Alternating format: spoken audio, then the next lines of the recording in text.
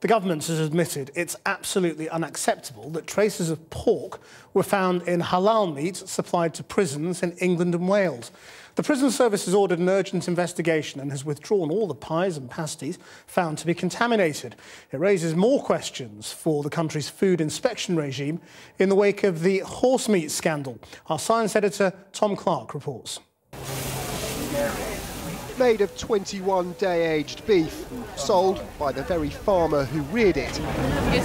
These aren't the cheapest burgers, but they are categorically, unequivocally free of horse meat.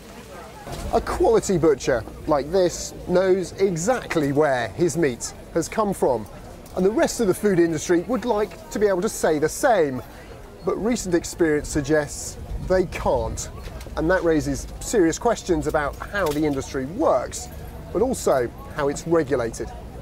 The pressure on both greater than ever after it emerged supposedly halal pasties and pies served to prisoners contain traces of pig DNA, an offence that mystifies experienced halal butchers.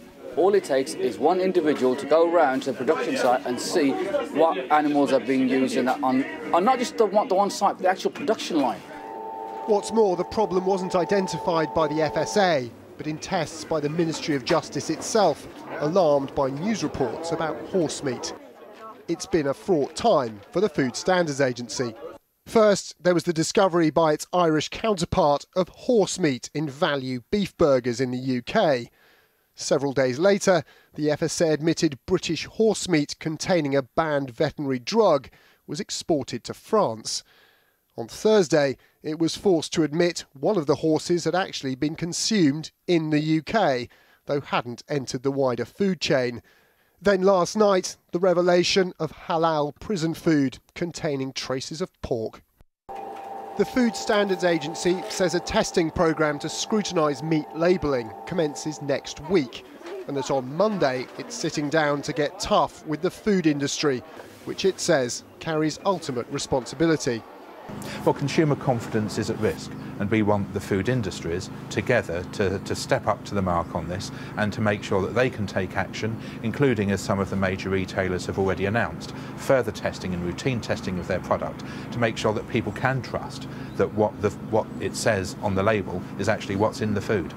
But observers argue the regulator may have become too close to an industry fixated on value. I think there is a problem, which is the relationship between the Food Standards Agency and the industry trying to meet us, particularly in a recession, cutting corners, cutting costs, and at the same time a sort of lowest common denominator food culture getting a grip and being acceptable. It's something this butcher takes as a given. And gradually, as prices get driven down by consumers and by supermarkets, there's always going to be someone at the bottom looking to cut corners.